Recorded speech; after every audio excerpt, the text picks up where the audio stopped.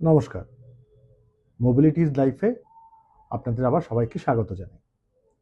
আজকের টপিকটা প্রায় সব ঘরে ঘরেই আছে, যেটা হচ্ছে লো ব্যাক পেন, কোমরে ব্যথা।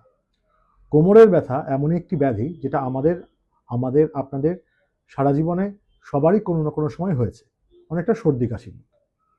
কিন্তু কোমরের ব্যথাটাও ঠিক সর্দি কাশির মতোই কিছু কিছু কারণ আছে যেটা খুব সিরিয়াস, কিন্তু ম্যাক্সিমাম সময় খুবই স্বাভাবিক এবং সাধারণ কারণে কোমরে ব্যথা হয়।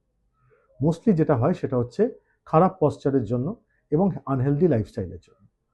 ঠিকভাবে চেয়ারে না বসা, মেঝেতে বসে অনেকক্ষণ ধরে কাজ করা, ঝুঁকে খাটের উপর বসে মোবাইল বা ল্যাপটপ দেখা, ওজন বেশি বাড়িয়ে ফেলা, এক্সারসাইজ না করা, এই সব কারণে কোমরের মাসলের ওপর অনেক স্ট্রেইন হয়, মাসল এবং লিগামেন্টসগুলো টান ধরে এবং সেই জন্য কোমরে ব্যথা হয়। দিস কম্প্রাইজেস অফ মোটামুটিভাবে 90% কোমরে ব্যথা যা হয় তা এই কারণের জন্যই হয়।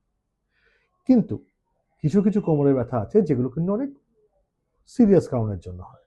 যেমন যুক্তি একটা হাড় একটা হাড়ের উপর সরে যায়, যাকে বলা হয় স্পন্ডাইলোলিস্থেসিস। যদি দুটো হাড়ের মধ্যে ফাঁকটা কমে গিয়ে পেছনে নার্ভের ওপর ডিস্কটা চাপা দেয়, যাকে বলা হয় স্লিপ ডিস্ক।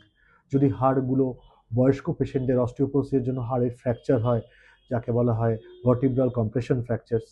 অথবা কখনো কখনো যদি শরীরের অন্য জায়গা থেকে ক্যান্সারের সেলগুলো স্পাইনে এসে জমা পড়ে, যাকে বলা হয় ভার্টিব্রাল মেটাস্টাসিস, তাতেও কোমরে ব্যথা হতে পারে এবং সেগুলো খুব সিভিয়ার ব্যথা হয়।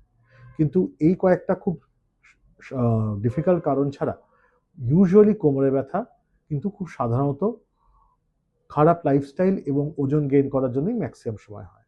তাই জন্য কোমরে ব্যথা হলে নিশ্চয়ই নিজেদের ডাক্তারবাবুর সঙ্গে কনসাল্ট করবেন এবং উনি যেভাবে আপনাদের লাইফস্টাইলটাকে মডিফাই করতে বলছেন সেভাবে মডিফাই করে সুস্থ থাকবেন। Thank you.